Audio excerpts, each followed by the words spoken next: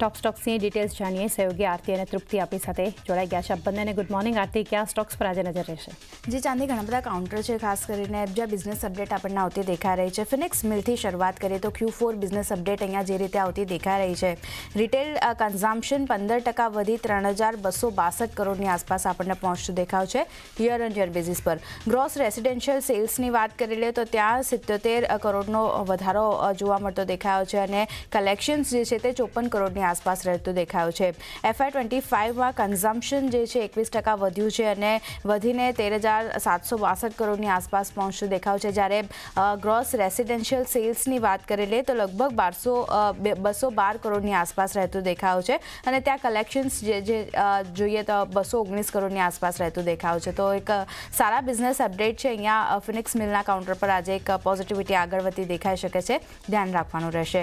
Next counter સેન્કો ગોલ્ડનું counter છે। અહીંયા પણ બિઝનેસ અપડેટ આપણને સારા આવતા દેખાઈ રહ્યા છે, જ્યાં સારી માંગથી રિટેલ ગ્રોથ 23% આપણને રહેતો દેખાઈ રહ્યો છે, જ્યારે કિંમતો જે રીતે આપણને વધતી દેખાઈ રહી છે સોનાની, તો સેમ સ્ટોર સેલ્સ ગ્રોથ જે છે ત્યાં એક 18.4% આપણને રહેતો દેખાઈ રહ્યો છે, એટલે ત્યાં પણ એક નંબર્સ સુધરીને આવતા દેખાઈ રહ્યા છે।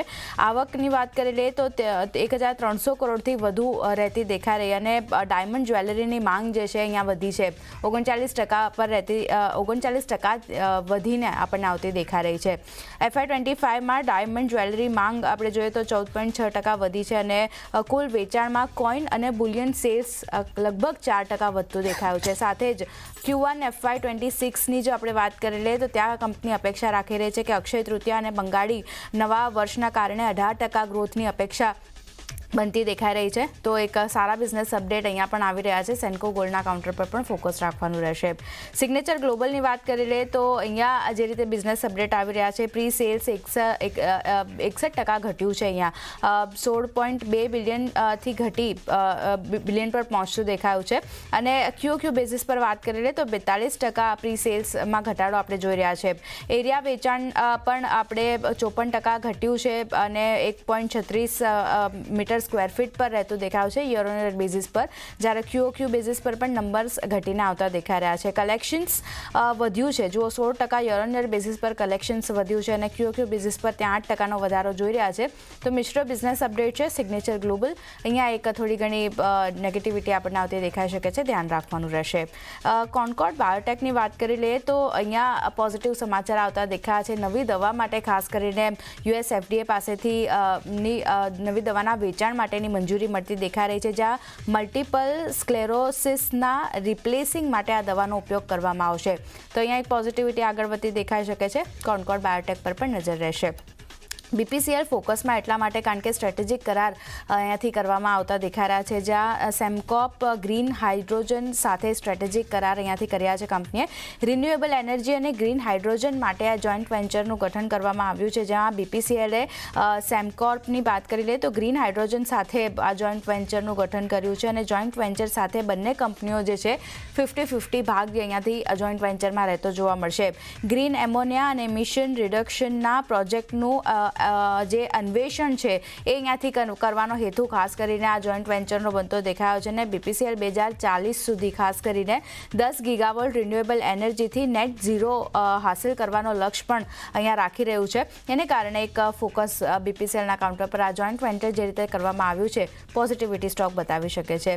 મઝગાંવ ડોક શિપબિલ્ડર્સની વાત કરી લે તો ડિવિડન્ડ જાહેર કરવામાં આવ્યું છે અહીંયા કંપની તરફથી, જ્યાં FY24-25 માટે બીજા વચગાળાના ડિવિડન્ડની જાહેરાત કરવામાં આવી છે, જ્યાં કંપનીએ તે ₹3 પ્રતિ શેર વચગાળાના ડિવિડન્ડની જાહેરાત કરી છે અને 16 એપ્રિલ 2026 રેકોર્ડ ડેટ પણ નક્કી કરવામાં આવી છે। સાથે જ પેમેન્ટ ડેડલાઇન 7 મે 2025 નક્કી કરવામાં આવી છે। તો એક ફોકસ અહીંયા મઝગાંવ ડોક પર પણ રાખવાનું રહેશે।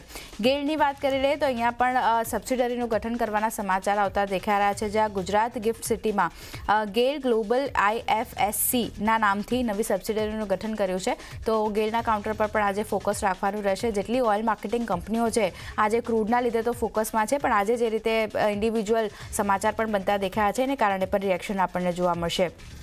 છેલ્લે મારા તરફથી હિન્દુસ્તાન એરોનોટિક્સની વાત કરી લઈએ તો અહીંયા મેનેજમેન્ટને લઈને સમાચાર આવતા દેખાઈ રહ્યા છે, જ્યાં સરકારે ડી.કે. સુનિલને 1 મહિના માટે આ કંપનીના CMD તરીકે વધારાનો કાર્યભાર સોંપ્યો છે. સાથે 9 એપ્રિલથી એટલે કે આજથી આ ડી.કે. સુનિલ CMD તરીકે વધારાનો કાર્યભાર જે છે ત્યાંથી આપણને સંભાળતા જોવા મળશે. તો HL પર પણ આ મેનેજમેન્ટના જે સમાચાર આવતા દેખાયા છે એને કારણે એક ફોકસ રાખવાનું રહેશે. પણ એ સિવાય ઘણા બધા કાઉન્ટર છે તૃપ્તિ, જ્યાં ખાસ કરીને બિઝનેસ અપડેટ આપણને આવતા દેખાઈ રહ્યા છે. ક્યાં ફોકસ? ગુડ મોર્નિંગ આરતી. નો ડાઉટ માર્કેટના તો સેન્ટિમેન્ટ ખૂબ જ ખરાબ જોવા મળી રહ્યા છે, પરંતુ હું પોઝિટિવ સમાચાર સાથે શરૂઆત કરીશ. NTPCના તરફથી આપણને સમાચાર આવતા જોવા મળ્યા છે, જેમાં ખાસ કરીને તેમને ગુજરાતના ભુજમાં દાયાપાર વિન્ડ એનર્જી પ્રોજેક્ટ જે છે તેના ફેઝ 1નો ખાસ કરીને ફેઝ 2નું કામકાજ અહીંયા તેમને શરૂઆત કરી છે. તેમને અહીંયા કામકાજ શરૂ કરી દીધું છે અને ખાસ કરીને ગુજરાતના પ્રોજેક્ટમાં 90 મેગાવોટ ક્ષમતાનું કામકાજ જે છે તેમને અહીંયા શરૂ કર્યું છે અને લગભગ 150 મેગાવોટ ફેઝ 1ના પ્રોજેક્ટના ફેઝ 2નું અહીંયા તેમને કામકાજ અહીંયા શરૂ કર્યું છે અને કંપનીએ લગભગ આ જે પ્રોજેક્ટ જે છે તેમને 4 નવેમ્બર 2023ના શરૂ કરી દીધો હતો, જ્યાં તેમને 50 મેગાવોટ કમર્શિયલ ઓપરેશન પણ તેમને શરૂ કરી ચૂક્યા છે. પરંતુ હવે જે છે તેમને ક્ષમતા અહીંયા વિસ્તરણ અહીંયા આપણને કરતા જોવા મળી રહ્યા છે અને આ વિસ્તરણ બાદ હવે કંપનીની કુલ જે કમર્શિયલ ક્ષમતા જે છે તે 80,020 મેગાવોટની થઈ જશે. એટલે NTPC માટે એક પોઝિટિવ સમાચાર આપણે કહી શકાય અને તે સાથે જ બીજું કાઉન્ટર છે NTPCની સબસિડરી કંપની NTPC ગ્રીન. અહીંયા જેવી કંપનીનું ગઠનના સમાચાર આપણી સમક્ષ આવતા જોવા મળ્યા છે. NTPC ગ્રીને ખાસ કરીને તેમને મહાત્મા ફૂલે renewable energy and infrastructure technology limit સાથે અહીંયા તેમને જેવીનું ગઠન કર્યું છે અને ગઠન બાદ હવે કેવી રીતે રિએક્શન આવે છે તેના પર પણ ખાસ ફોકસ રાખવાનું રહેશે. એટલે ખાસ કરીને NTPC ગ્રીન એનર્જી પણ આજે આપણા ફોકસમાં જોવા મળી શકે છે. ત્યારબાદ નજર કરશું વોડાફોન આઈડિયા પર. વોડાફોન આઈડિયામાં સરકાર તરફથી જે રાહતના આપણને મળતી જોવા મળી છે, તે સાથે જ હવે સરકારે 36,950 કરોડ માટે તેમને 3,695 કરોડ શેર્સ હવે તેમને અહીંયા અલોટ કર્યા છે અને ઓવરઓલ કંપનીમાં સરકારનો જે હિસ્સો જે છે તે 48.99% અહીંયા થઈ ચૂક્યો છે. એટલે કે 49% હિસ્સો સરકાર તે છે તે કંપનીમાં અત્યારે ધરાવી રહ્યા છે. એટલે વોડાફોન આઈડિયા ફરી આજે આપણને ફોકસમાં જોવા મળી શકે છે. ત્યારબાદ નજર કરશું હોમ ફર્સ્ટ ફાઇનાન્સ માટે. અહીંયા QIP ઇસ્યુને મંજૂરી મળતી જોવા મળી છે. બોર્ડે 1250 કરોડ સુધીના QIP ઇસ્યુને અહીંયા મંજૂરી આપી છે અને અગર ફ્લોર પ્રાઇસની વાત કરશું તો 1019.25 પ્રતિ શેર નક્કી કરવામાં આવ્યા છે. એટલે આ કાઉન્ટર પણ ખાસ કરીને ફોકસમાં જોવા મળી શકે છે. ત્યારબાદ નજર કરશું IRB ઇન્ફ્રા માટે. અહીંયા ખાસ કરીને માર્ચ ટોલ કલેક્શનના નંબર્સ અહીંયા આવતા જોવા મળ્યા છે. ત્યાં લગભગ 100%નો આપણને ગ્રોથ જોવા મળ્યો છે, જે 480.9 કરોડથી વધીને 556.8 કરોડ પર વાર્ષિક ધોરણે આ નંબર્સ આપણે જોઈ રહ્યા છે. એટલે પોઝિટિવ નંબર્સ આપણે કહી શકાય છે. એટલે આજે આ કાઉન્ટર પણ ફોકસમાં જોવા મળી શકે છે. ત્યારબાદ નજર કરશું NBCC પર. અહીંયા કંપનીને વર્ક ઓર્ડર મળ્યો છે. કંપનીને તેના મલ્ટિપલ જેટલા પણ ગ્રાહકો છે તેમની પાસેથી તેમને લગભગ 211 કરોડનો વર્ક ઓર્ડર અહીંયા મળતો જોવા મળ્યો છે. એટલે કાઉન્ટર ફરી આપણને આ કાઉન્ટરમાં પણ એક સારું એક્શન અહીંયા જોવા મળી શકે છે.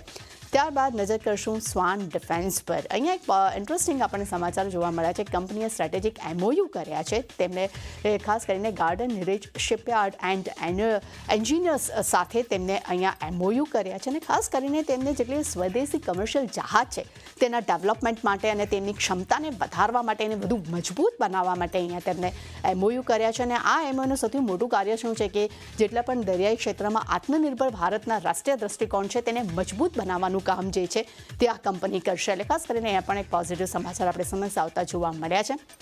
છેલ્લે નજર કરશું લેમન ટ્રી પર. અહીંયા પણ કરારના સમાચાર આપણે સમક્ષ આવતા જોવા મળ્યા છે. કંપનીએ પશ્ચિમ બંગાળમાં સિલિગુડીમાં તેમને 63 રૂમની હોટલ્સ માટે તેમને અહીંયા કરાર કર્યા છે અને FY29 સુધીમાં હોટલનું ઓપરેશન જે છે તે શરૂ થવાની પણ તેઓ અપેક્ષા રાખી રહ્યા છે. એટલે ચાની નો ડાઉટ મારા તરફથી ને આરતી તરફથી ઘણું લાંબુ લિસ્ટ છે, પણ દરેકમાં આજે સારી એવી એક્શન કદાચ જોવા મળી શકે. જી